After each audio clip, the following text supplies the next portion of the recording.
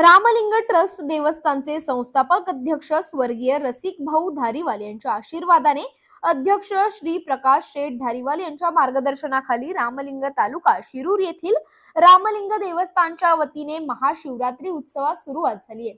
अखंड हरिनाम सप्ताह दिनांक 20 फेब्रुवारी रोजी आणि 27 फेब्रुवारी रोजी सप्ताहाची सांगता होणार आहे। दिनांक 25 फेब्रुवारी रोजी शिरूर शहरातून रामलिंग देवस्थानचे पालखीला सुरुवात होणार। पालखीचं पूजन रामलिंग देवस्थानचे अध्यक्ष प्रकाश शेठ धारीवाल यांच्या हस्ते होऊन पालखी मिरवणुकीस सुरुवात होणार आहे। पालखीची मिरवणूक संपूर्ण शहरातून वाजत गाजत ढोल ताशांच्या गजरात करून ती रामलिंग देवस्थान येथे येणार आहे। महाशिवरात्री 26 रोजी सकाळी रुद्राभिषेक करून यात्रेस प्रारंभ होणार आहे। 27 तारखेस भव्य बैलगाडा शर्यतीचं आयोजन करण्यात आलंय। त्यानंतर यात्रेची सांगता होणार असल्याची माहिती यात्रा समितीतर्फे देण्यात आली आहे। नमस्कार, मी दादाभाऊ विठोबा खर्डीले बोलतोय। महाशिवरात्रीच्या निमित्ताने रामलिंग ट्रस्टच्या कार्यक्रमाची रूपरेषा 7 ते 9 कीर्तनाचा कार्यक्रम होतो।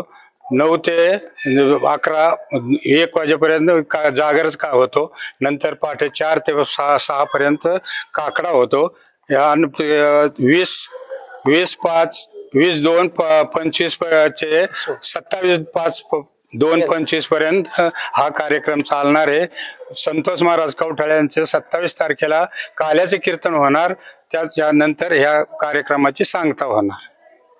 नमस्कार, मी पोपट शंकरराव दसगुडे रामलिंग देवस्थान ट्रस्टचा खजिनदार म्हणून काम पाहत आहे। रामलिंग देवस्थान हे गेले पुरातन काळातील मंदिर असून हे स्वतः रामाने इथं लिंगाची स्थापना करून ती सुरुवात झालेली आहे।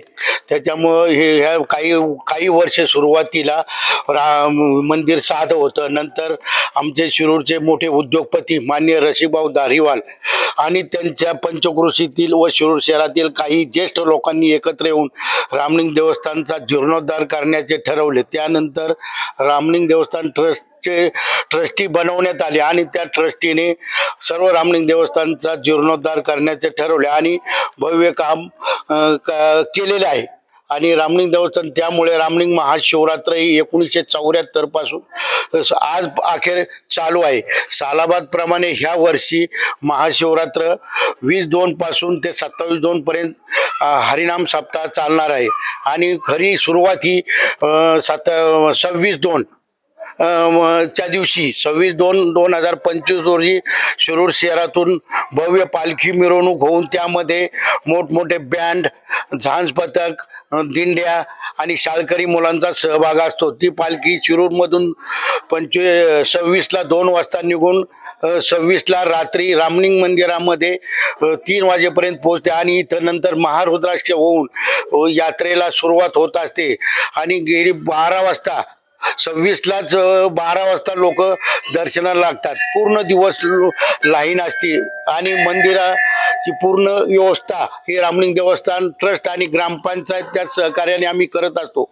ह्या दर्शनासाठी अख्ख्या राज्यातून लोक येत असतात आणि आमच्या रामलिंग मंदिराला देवस्थान ट्रस्टचा पर्यटनचा दर्जा मिळालेला असल्यामुळे आम्हाला शासनाचे काही अनुदान मिळत असते आणि त्यामुळे आता सध्या आमचे अध्यक्ष माननीय रसिकभाऊ धारीवाल हे निधन झाल्यानंतर त्यांचे चिरंजीव माननीय प्रकाश शेठ धारीवाल हे स्वतः अध्यक्ष म्हणून काम पाहत आहेत आणि ते स्वतः जिद्दीने इथे 7 दिवस थांबून स्वतः लक्ष घालत असते आणि त्यांच्याबरोबर ट्रस्टी, ग्रामपंचायत व इतर शिरूर शहरातील व पंचक्रोशीतील लोक त्यांना सहकार्य करत असतात। आणि शेवटच्या दिवशी काल्याचा कार्यक्रम आणि भव्य बैलगाडा शर्यत भरत असते। बैलगाडा शर्यत सकाळी 7ला सुरू संध्याकाळी 7 पर्यंत चालत असते। बैलगाडा शर्यतीला भव्य बक्षीस देण्यात येणार आहेत। पहिलं बक्षीस आहे 2 लाख, दुसरं बक्षीस आहे 1,75,000, तिसरं बक्षीस आहे 1,51,000, तिसरं बक्षीस आहे, चौथं बक्षीस आहे 75,000। नंतर फायनल होणार। फायनलला पहिल्याला 25,000, दुसऱ्या फायनलला 21,000, तिसऱ्या फायनलला 15,000। नंतर परत घाटाचा राजा आम्ही देत असतो। घाटाचा राजाचे 3 इनाम काढले जातात। पहिल्या घाटाच्या राजाला 5,000, दुसऱ्याला 3,000, नंतर 2,000 देत असतो। ह्याप्रमाणे आमची 7 दिवस यात्रा चालत असते। ह्या यात्रेला आम्ही पूर्ण व्यवस्था केलेली आहे. सर्व पाण्याची, होमगार्ड, पोलीस, आरोग्य खातं, ST महामंडळ, तहसीलदार ऑफिस ह्या सर्वांचं आम्हाला पूर्ण सहकार्य मिळत असतं. याप्रमाणे आमची महाशिवरात्र सालाबादप्रमाणे भरत असते. ह्या यात्रेमध्ये भव्य खेळण्या येतात आणि लहान लहान खेळणी, दुकानदार, व्यापारी हे सर्वांचा सहभाग असतो. याप्रमाणे आमची यात्रेची सांगता होत असते. धन्यवाद.